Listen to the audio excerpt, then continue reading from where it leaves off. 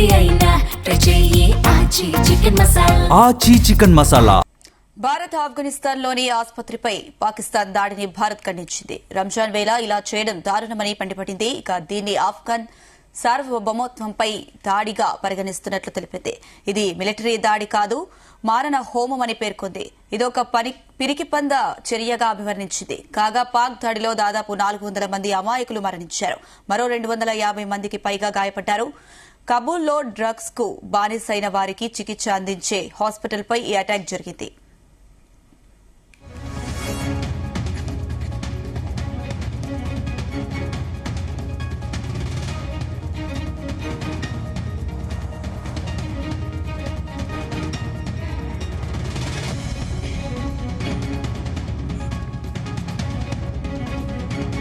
భారత్ ఆఫ్ఘనిస్తాన్లోని ఆసుపత్రిపై పాకిస్తాన్ దాడిని భారత్ ఖండించింది. రంజాన్ వేళ ఇలా చేయడం దారుణమని మండిపడింది. దీన్ని ఆఫ్ఘన్ సార్వభౌమత్వంపై దాడిగా పరిగణిస్తున్నట్లు తెలిపింది. ఇది మిలిటరీ దాడి కాదు, మారణ హోమమని పేర్కొంది. ఇదొక పిరికిపంద చర్యగా అభివర్ణించింది. కాగా పాక్ దాడిలో దాదాపు 400 మంది అమాయకులు మరణించారు. మరో 250 మందికి పైగా గాయపడ్డారు. కబూల్లో డ్రగ్స్ కు బానిసైన వారికి చికిత్స అందించే హాస్పిటల్పై అటాక్ జరిగింది.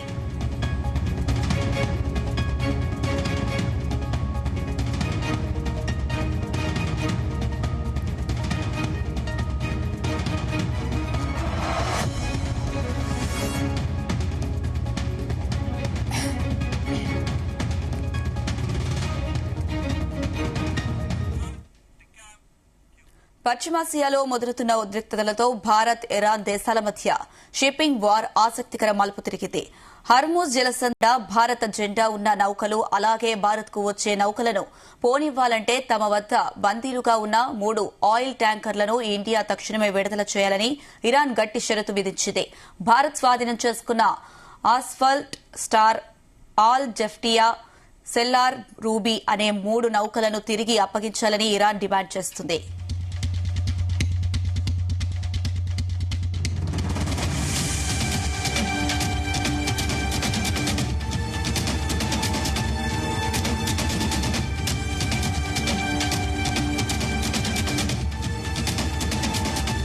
ఈ వివాదానికి ప్రధాన కారణం ఫిబ్రవరిలో భారత్ కోస్ట్ గార్డ్ తీసుకున్న చర్యలే.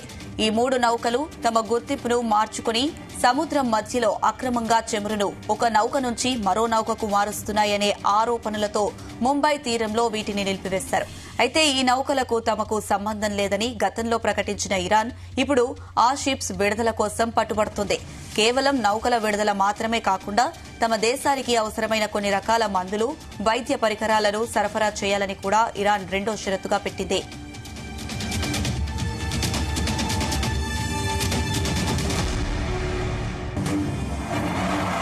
ఈ పరిణామాలు భారత్ కు అత్యంత కీలకంగా మారాయి. ఎందుకంటే భారత్ కు కావలసిన ఎల్పీజీ దిగుమతుల్లో సుమారు 90% ఈ గల్ఫ్ ప్రాంతం నుంచే వస్తాయి. ప్రస్తుతం హర్ముజ్ జలసంధి వద్ద ఉద్రిక్తతలు తారాస్థాయికి చేరుకోవడంతో రాకపోకలు దాదాపుగా నిలిచిపోయాయి. గల్ఫ్ ప్రాంతంలో ఇప్పటికీ 22 భారతీయ నౌకలు, వందలాది మంది నావికులు చిక్కుకుపోయారు. ముఖ్యంగా వంట గ్యాస్ కొరత రాకుండా ఉండాలంటే అక్కడ నిలిచిపోయిన 6 ఎల్పీజీ నౌకలను భారత్ చేరడం చాలా కీలకం. ఈ నేపథ్యంలోనే సోమవారం ఢిల్లీలో ఇరాన్ రాయబారి భారత విదేశీ వ్యవహారాల శాఖ అధికారులతో భేటీ అయ్యారు.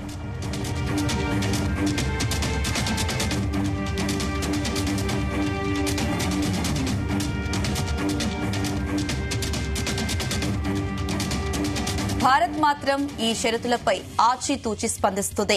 ఇరు దేశాల మధ్య దౌత్యపరమైన చర్చలు జరుగుతాయని, కానీ దేశానికి బదులుగా దేనిని మార్చుకోవడం లేదని విదేశీ వ్యవహారాల శాఖ ప్రతినిధి స్పష్టం చేశారు. ఇటీవల ఇరాన్ 2 భారతీయ ఎల్పీజీ నౌకలను అనుమతించడం కొంత సానుకూల పరిణామమే అయినా తమ నావికుల ప్రాణాలు, దేశ ఇంధన భద్రత దృష్ట్యా భారత్ ఈ సంక్షోభాన్ని ఎలా పరిష్కరిస్తుందనేది ఇప్పుడు ఉత్కంఠగా మారింది.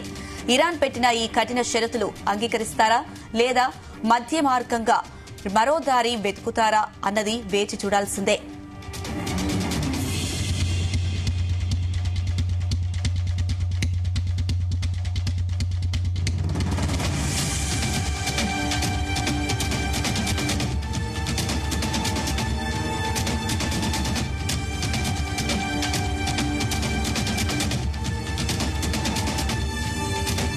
పశ్చిమాసియాలో ముదురుతున్న ఉద్రిక్తతలతో భారత్ ఇరాన్ దేశాల మధ్య షిప్పింగ్ వార్ ఆసక్తికర మలుపు తిరిగింది.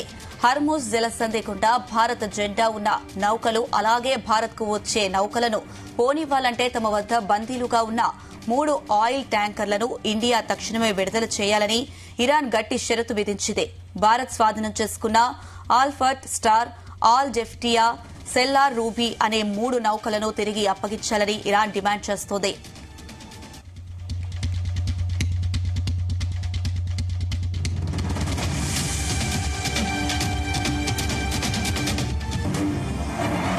ఈ వివాదానికి ప్రధాన కారణం ఫిబ్రవరిలో భారత కోస్ట్ గార్డ్ తీసుకున్న చర్యలే. ఈ 3 నౌకలు తమ గుర్తింపును మార్చుకుని సముద్రం మధ్యలో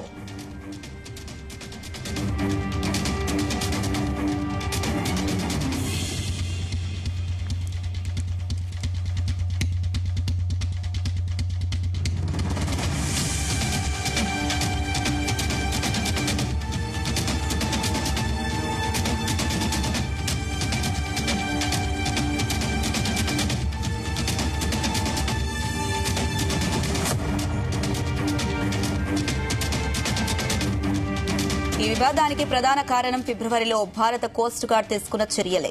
ఈ 3 నౌకలు తమ గుర్తింపును మార్చుకుని సముద్రం మధ్యలో అక్రమంగా చమురును ఒక నౌక నుంచి మరో నౌకకు మారుస్తున్నాయనే ఆరోపణలతో ముంబై తీరంలో వీటిని నిలిపివేశారు. అయితే ఈ నౌకకు తమకు సంబంధం లేదని గతంలో ప్రకటించిన ఇరాన్ ఇప్పుడు ఆ షిప్స్ విడుదల కోసం పట్టుబడుతోంది. కేవలం నౌకల విడుదల మాత్రమే కాకుండా తమ దేశానికి అవసరమైన కొన్ని రకాల మందులు, వైద్య పరికరాలను సరఫరా చేయాలని కూడా ఇరాన్ రెండో షరతుగా పెట్టింది.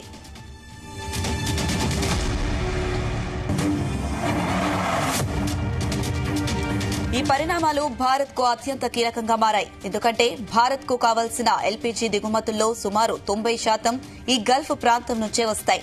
ప్రస్తుతం హర్ముజ్ జలసంధి వద్ద ఉద్రిక్తతలు తారాస్థాయికి చేరుకోవడంతో రాకపోకలు దాదాపుగా నిలిచిపోయాయి. గల్ఫ్ ప్రాంతంలో ఇప్పటికీ 22 భారతీయ నౌకలు, వందలాది మంది నావికులు చిక్కుకుపోయారు.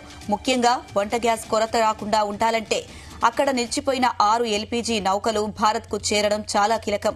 ఈ నేపథ్యంలోనే సోమవారం ఢిల్లీలో ఇరాన్ రాయబారి భారత విదేశీ వ్యవహారాల శాఖ అధికారులతో భేటీ అయ్యారు.